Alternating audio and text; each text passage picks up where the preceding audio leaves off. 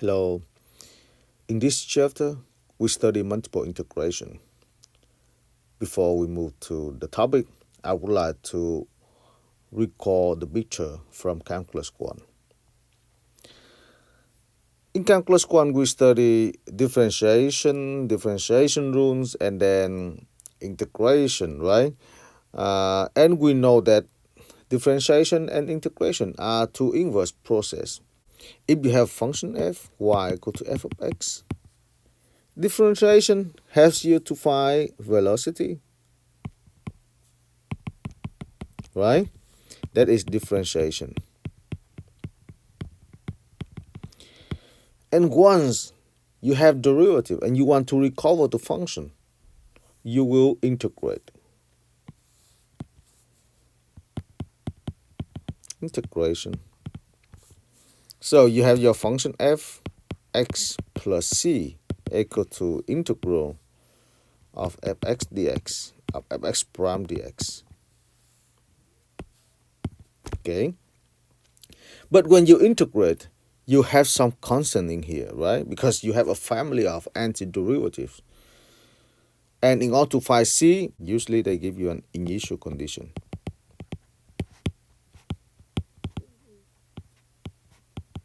That's what we did in calculus 1 for function of one variable. Okay, so in the previous chapter, we studied partial differentiation for function of two variables or maybe more than two variables. Let's say if you have function z equal to f of x and y, you have partial derivative z with respect to the x and then z with respect to the y. So you differentiate, right? You differentiate again. But with respect to the x and y. And each time when you differentiate with respect to the x, you look at y as a constant. Similarly, you can differentiate with respect to the y, and you look at x as a constant. All right. So a similar problem arises from here. If you have partial derivative, can we recover the function?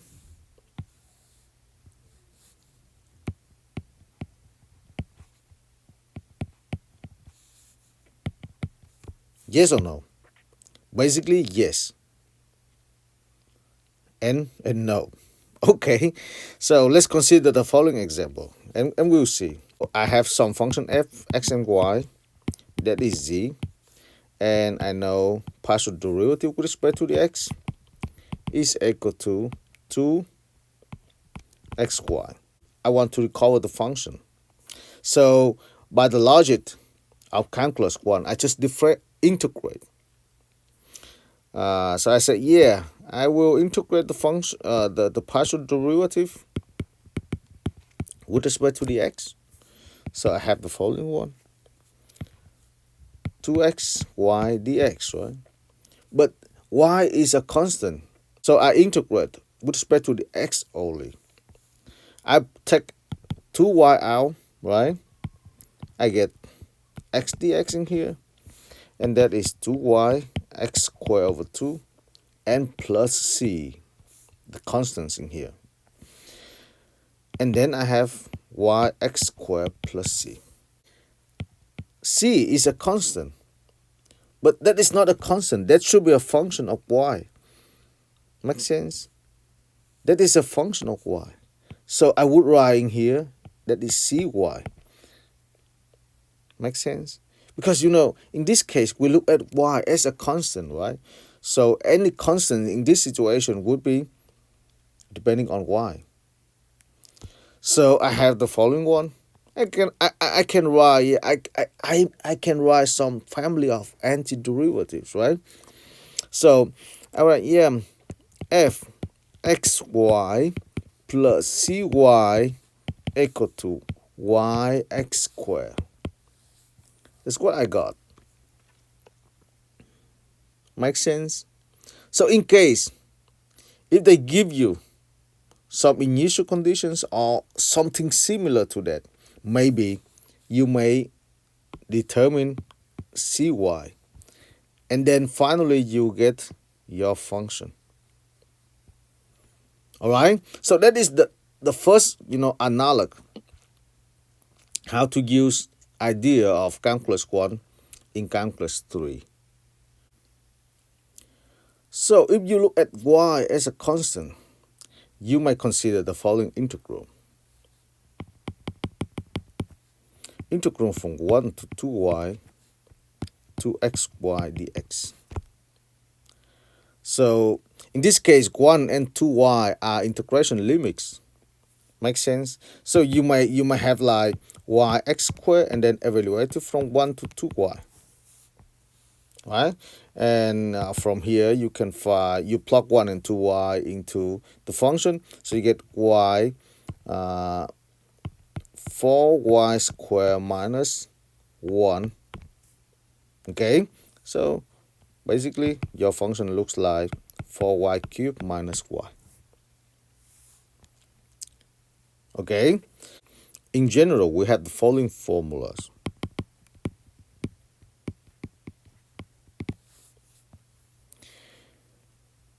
If you integrate the partial derivative with respect to the x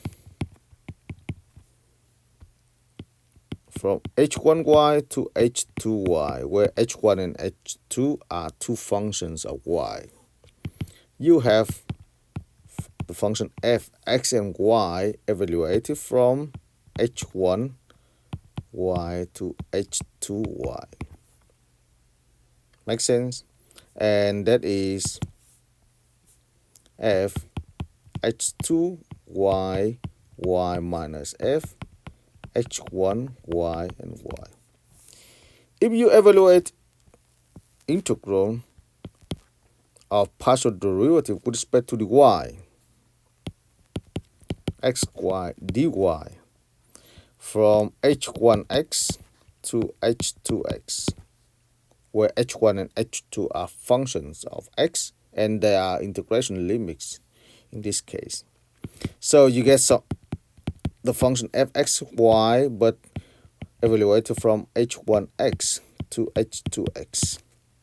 And of course, you plug this into the position of y, you get x h2x minus fx h1x. So, here's the difference. X, y, here's have xx, and here you integrate with respect to the x, and here you integrate with respect to the y. Okay, and when you plug h1y, h2y, so you plug that into the position of x. In here you plug h1x and h2x into the position of y. All right, let's consider the following integral. So now we integrate with respect to the y, right? We look at x as a constant. So I have integral from 1 to x. I can take 2x out. In here I have y dy. That is for the first term. For the second term, I have plus 1x 3x squared y squared dy.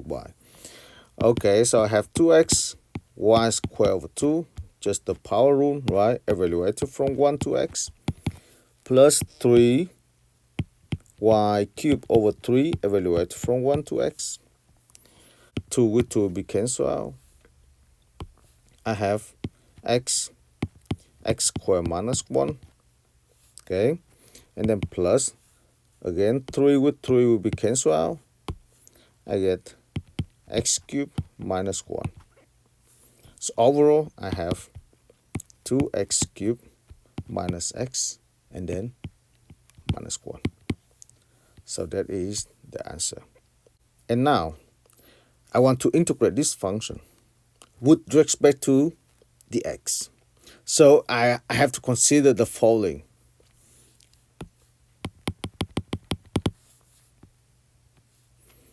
Integral like from 1 to 2, and then from 1 to x, 2xy plus 3y squared dy, and now I will integrate with respect to the x. So basically this is nothing but the integral from 1 to 2, 2x cubed minus x minus 1 dx. You see that? And in this integral you already have kind of double integral, right?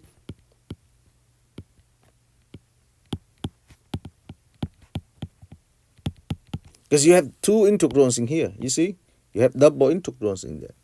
Let's evaluate the integral right here with respect to the x, and then we will discuss the meaning of the double integral. So this is equal to 2 over 4 x to the 4 minus x squared over 2 minus x, evaluated from 1 to 2.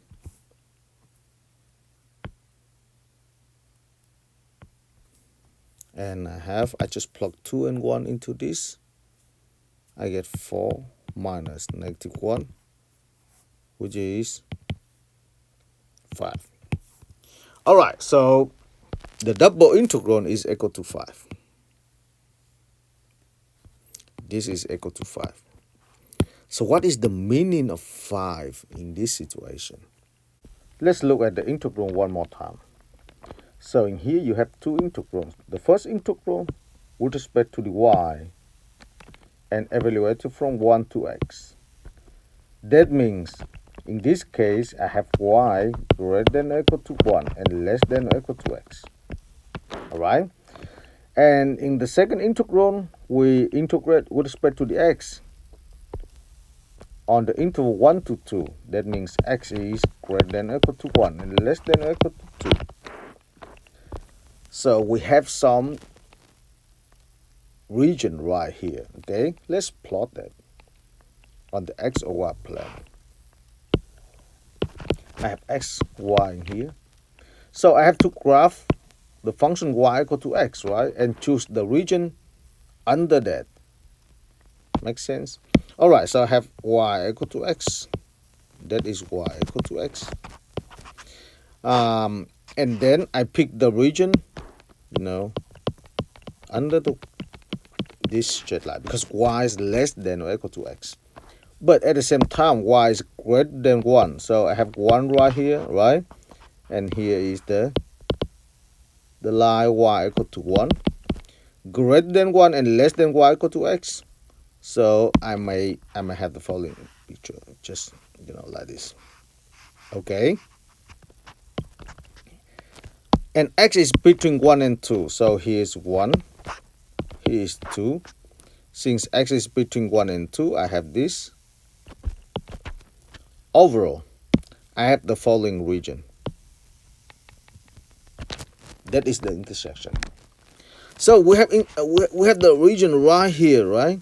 So if you look at the double integral, so say, yeah, that is double integral from 1 to 2, and then from 1 to x, right? Everything in here.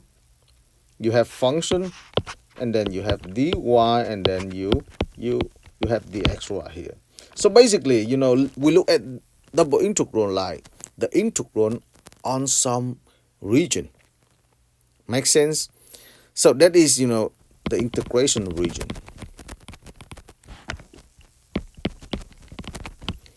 That is the difference between double integrals and then single integral. For single integrals, you integrate on some interval. Look at this, on some interval, right? On some interval. But when you consider double integral, you will not have interval anymore. You have region. Make sense? So by this logic, you would guess when you have function of 3 variables, right? And you want to recall function of 3 variables from their partial derivatives. So basically, you would need to consider triple integrals, right? And you will not have to deal with integration region. You have to deal with integration 3-dimensional regions, right? Or spheres, let's say that. Now, let's consider the problem how to find area of a plane region using double integral. Okay, suppose we have some region bounded by graphs of two functions g2 and g1 on the interval a and b. So this is our region. We know that the area of this region is equal to integral from a to b g2x minus g1x dx, right? That is from calculus 1. So if we write that in the following form, so you would get, this is integral from a to b. And what is g2 minus g1? That is integral from g1x, g2x, y, no, without y, right? dy, and then dx. This integral is nothing but, g2 minus g1, right? By the fundamental theorem of calculus. This is how we can use the double integral to find area of a plane region. Okay? So let's consider the following example.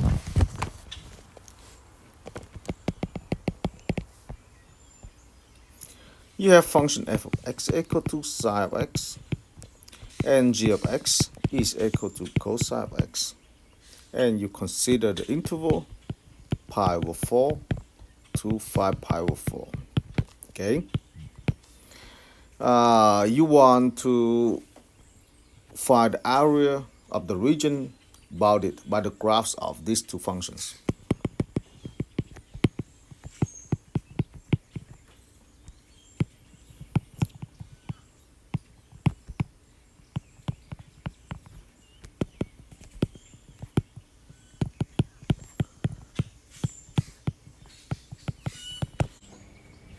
Firstly, we need to graph the functions. All right? Let's do that together. We have 0, and here x, this is y, that is 1, this is negative 1, that is pi over 4, pi over 2, 3 pi over 4, pi, and then 5 pi over 4. The graph of psi looks like this. You have 1, you have this one, you go back to 0 in here, and then you go to negative 1 in here, okay? And then that is the intersection. The second one is the graph of cosine. So you have the following picture. This one, I did not really good one. The intersection should be right here, okay? Go here, and then you go back there, and then you go here, right? That is two intersections. You can find intersections easily, by solving psi of x equal to cosine of x. And you can see that on the unit circle.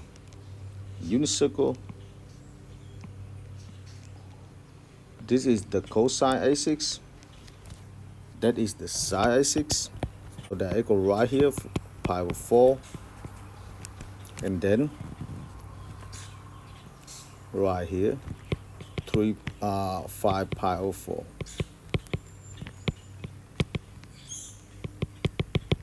That's it. So that is the region.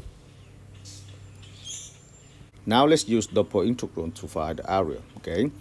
So by the formula I just mentioned previously, we have the area equal to integral from pi over 4 to 5 pi over 4, and then integral from where? We see that the cosine is right here, and here's the sine. So sine is bigger than cosine. So I write integral from cosine to sine x dy and then dx.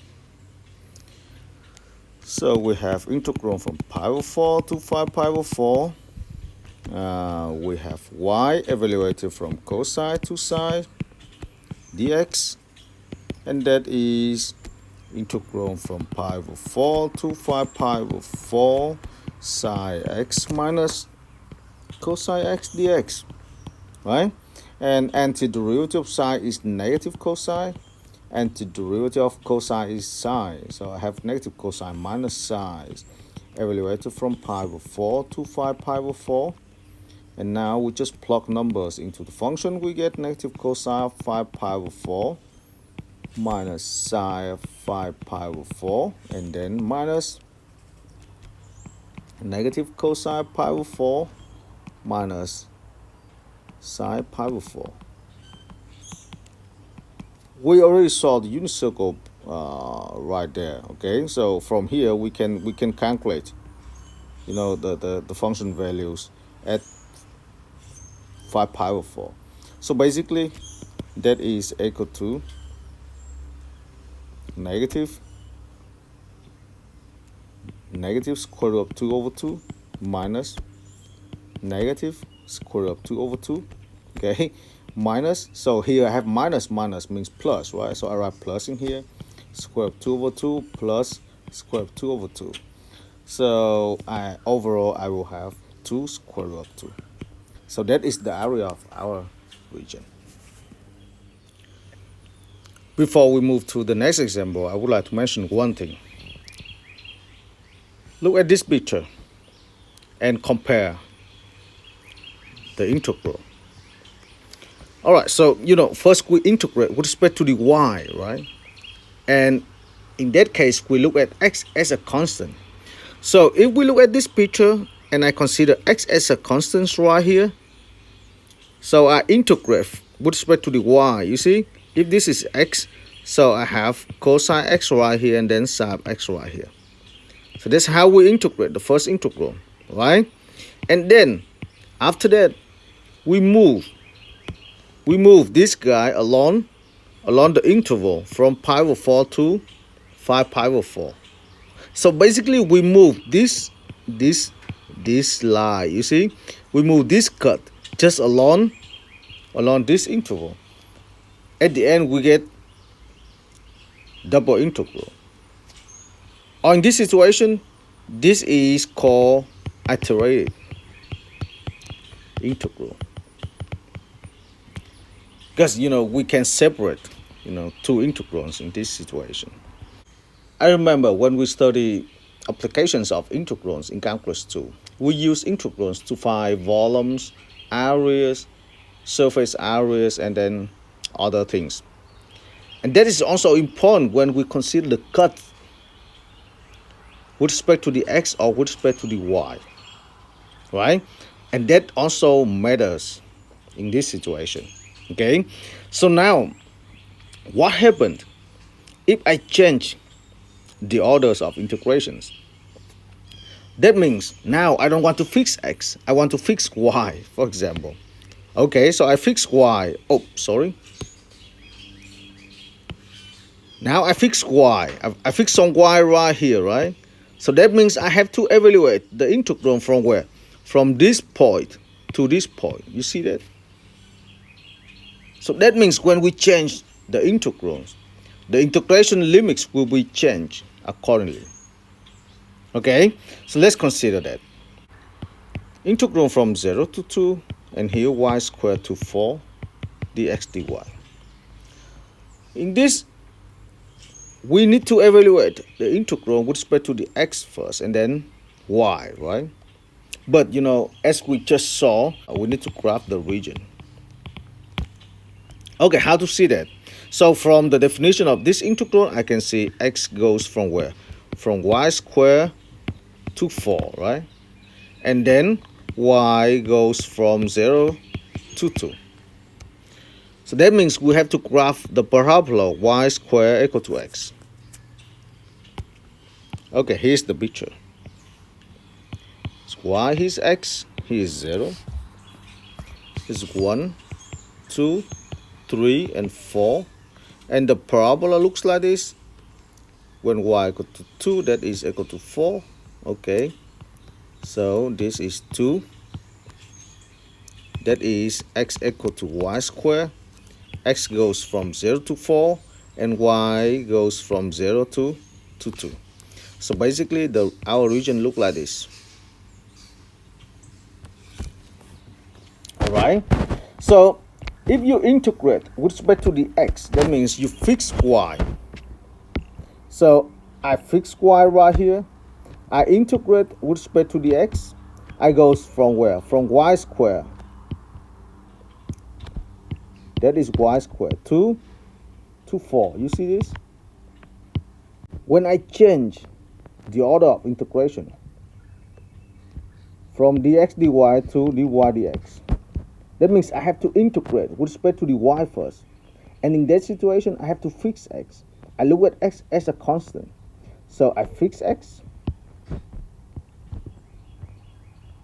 And then I integrate with respect to the y. That means I have to integrate from this point to this point. And that is from where? From 0 to the square root of x. You see that? You had the following. The order now is dy dx. And the integral with respect to the y is from 0 to square root of x. And the integral with respect to the x will go from 0 to 4. You see, from 0 to 4. And that is equal to integral from 0 to 2, integral from y squared to 4 dx dy. The left hand side part is equal to integral from 0 to 4 square root of x dx. This is equal to integral from 0 to 4 x to 1/2 dx. And I use the power rule. I have x 3/2 over 3/2 evaluated from 0 to 4. And that is 2/3 square root of 4 cubed minus 0, which is 16 over 3. The right hand side part is integral from 0 to 2, 4 minus y squared dy, and that is 4y minus y cubed over 3 evaluated from 0 to 2. So you get 8 minus 8 over 3, which is also 16 over 3. So we just verify that these two integrals are equal. Okay. I would like to mention again, right? This technique is really important when you change the order. So you just need to use guts. When you integrate with respect to the y first, you look at x as a constant. And when you look at x as a constant, you do this. You do the gut, this guy, right? And when you consider dx dy, yeah, you fix y first. So you make the gut right this. And then you find the point here and the point here to find the integration limits with respect to the x. Make sense? So that is really important, okay? Let's consider the following example.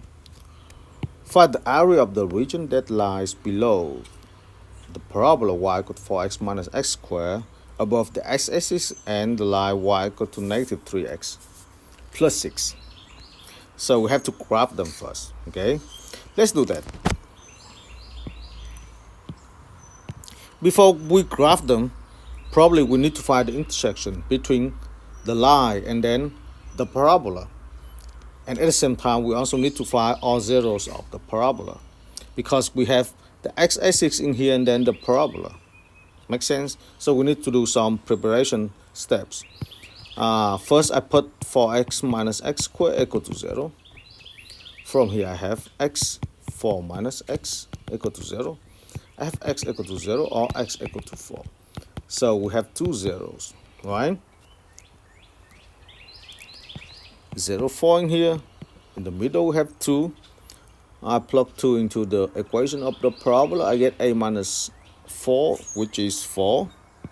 So that is the vertex of the parabola.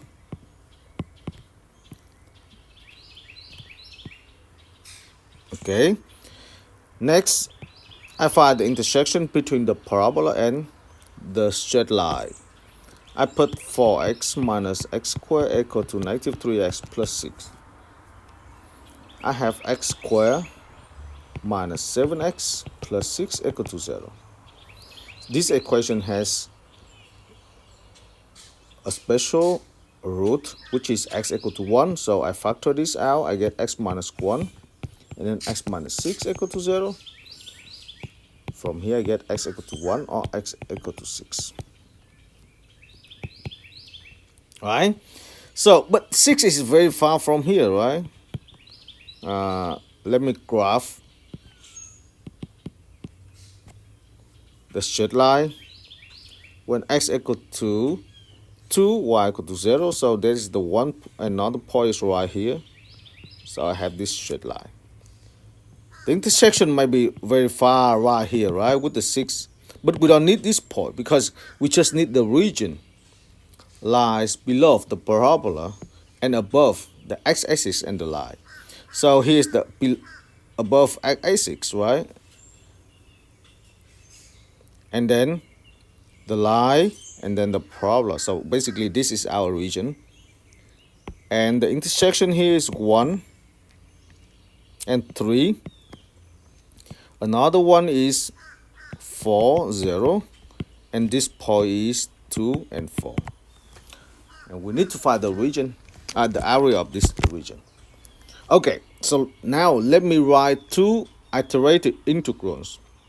First, we integrate with respect to the x and y, and then we change the order of integration, okay? So if we want to write in the form dx dy, that means I have to fix y, okay? So once I fix y, I do the following way. I fix y, I make a horizontal line, and then I'll see what happened. This horizontal line will intersect with the boundary of our region. But we have very special case in this situation. If your y greater than 3 and less than 4, so your line will intersect with the parabola at 2 points. But if your horizontal line is between 0 and 3, so that line will intersect with the straight line y equal to negative 3x plus 6 and the parabola. You see, so that is really important to understand because you want to find the interval of x. Make sense? If you want to find the interval of x, the first case you have to do is from here to here. It's from this point to this point. So you would like to find the x coordinate of this point and this point. But for the second case, when y between 0 and 3, you have to find the intersection between that line and the straight line. So to find this point and then to find another guy. By doing so, you can find the interval of x for each y. Make sense? So the situation is a little bit complicated. That's fine. That means we have to break the integral into two integrals. The first case when y is from where? From 0 to 3. Another case when y from 3 to 4. Make sense? So I have the following one. This integral from y, integral from 0 to 3. Dx right here, we need to find this plus integral from 3 to 4, and we need to find this guy and this guy, dx dy. So that is the case when you want to integrate with respect to the x first and then with respect to the y. Okay, so let's solve this. For the first case, when x go from 0 to 3, I need to find this point, okay, and this point. So for the first point, this is pretty easy. You just solve this equation for the x, right? So x equal to 6 minus y over 3. And here I have 6 minus y over 3. But for the second case, you need to solve the quadratic equation. What is this? That means you have to solve the equation y equal to 4x minus x squared, which is not really good. You see, I have x squared minus 4x plus y equal to 0. I use quadratic formula. I have x12 equal to 2 plus minus square root of 4 minus y divided by 1. So basically I have two zeros in here, 2 plus minus square root of 4 minus y. But which one? Probably I have to pick the one which is bigger than 2, right? So basically that is 2 plus square root of 4 minus y. Okay, so I write in here 2 plus square root of 4 minus y. So that I finished the first integral. You see, it looks complicated, right? For the second integral, we already did that. We already have two intersections right here. So I just write from 2 minus square root of 4 minus y and 2 plus square root of 4 minus y. Alright, so solving these two integrals, you find the area of our region. Let me mention the difficulty in this method. The difficulty is we need to solve this equation. And certainly, if you have cubic equation, there's no way to solve that because we don't have any general method to solve cubic equations. Make sense? So we are lucky in this situation because we have quadratic equation. That means this approach is not good.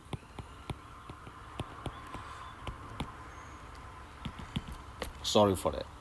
But if we write the iterated integrals, right, in the other order, let's do dx in here and then dy in here. We'll see what happened. That means we have to fix x, right? Now I fix x. Now I erase this line. I erase all this. I erase all this. I erase this. I erase this. Now I fix x. I fix x in here. You see? And we also have two situations. The first situation when x is from 2 to 4.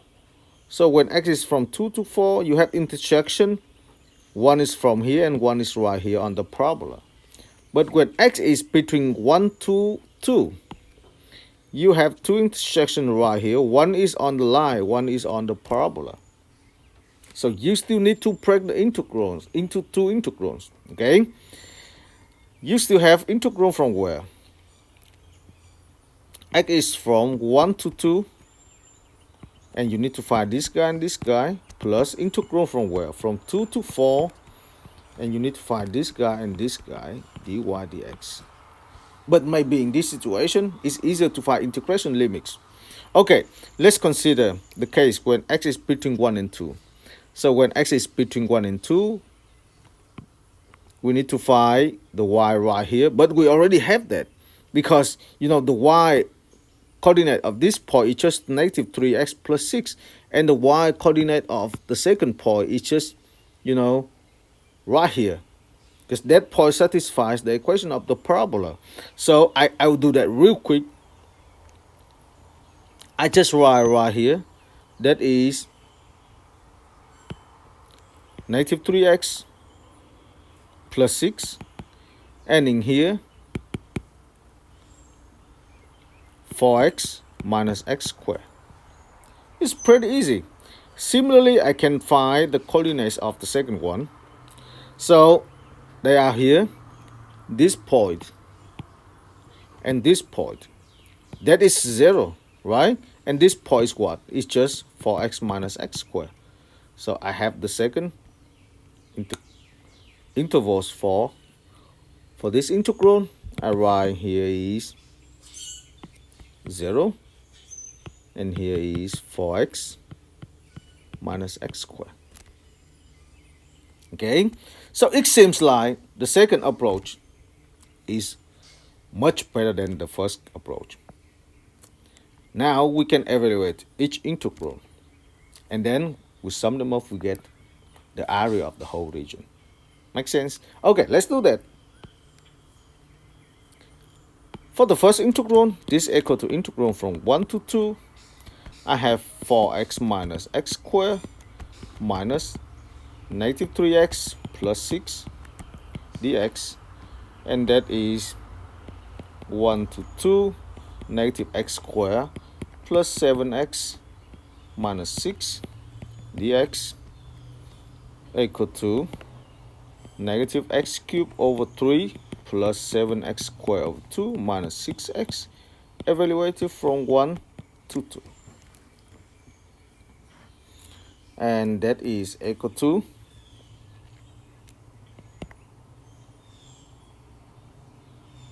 you just plug 2 and 1 into this, right? I get negative 2 squared over 3 plus 7 times 2 squared, here 2 cubed over 2 minus 6 times 2 minus negative 1/3 plus 7 over 2 minus 6, right? That is the first one. For the second one,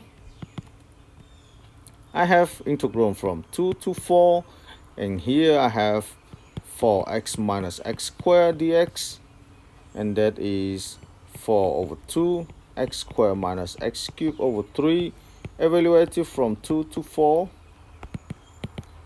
and that is 2 4 squared minus 4 cubed over 3 minus 2 times 2 squared minus 2 cubed over 3, and then you sum them up. At the end, you have 15 over 2.